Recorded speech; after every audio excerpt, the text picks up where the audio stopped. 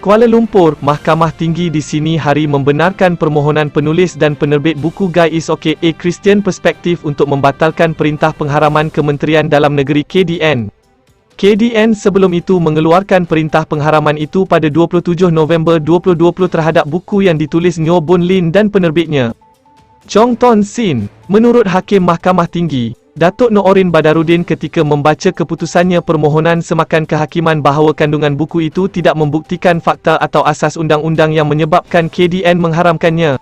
Jelasnya, KDN ketika itu telah mengeluarkan arahan pengharaman mengikut Seksyen 7-1 Akta Mesin Cetak dan Penerbitan 1984 dengan alasan kandungannya memudaratkan ketenteraman, moral dan kepentingan awam. Bagaimanapun, kata Noorin, setelah meneliti keseluruhan buku itu, kandungan berkaitan homoseksual buku itu hanya daripada sudut perspektif agama Kristian. Setelah meneliti keseluruhan buku itu, Mahkamah mendapati sepatutnya kandungan itu terhad kepada agama Kristian walaupun mungkin terdapat beberapa persepsi subjektif mengenai kandungan, penilaian dan nilainya. Selepas lebih 7 tahun penerbitannya, responden gagal menunjukkan bukti bahawa benar-benar berlaku prejudis terhadap ketenteraman awam. Apabila tidak ada bukti, maka buku itu tidak menjejaskan sebarang ketenteraman awam, malah suarakan pandangan adalah sebahagian daripada hak kebebasan bersuara yang termaktub dalam Perlembagaan Persekutuan, katanya.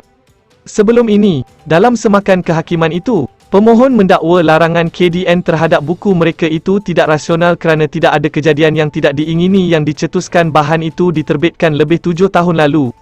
Pemohon juga mendakwa gagal untuk mengenal pasti bahagian mana dari buku itu yang mungkin memudaratkan ketenteraman awam. Dakwa mereka juga tidak diberi peluang mengikut artikel 5 dan 8 Hak Asasi dan Hak Kesamarataan Perlembagaan Persekutuan. Sebelum ini, Menteri Dalam Negeri, Datuk Seri Hamzah Zainuddin berhujah walaupun tiada kejadian tidak diingini berlaku sepanjang tempoh 8 tahun sejak buku itu diterbitkan, ia masih dianggap sebagai promosi homoseksual yang masih boleh menjejaskan umum. Malaysia Gazette.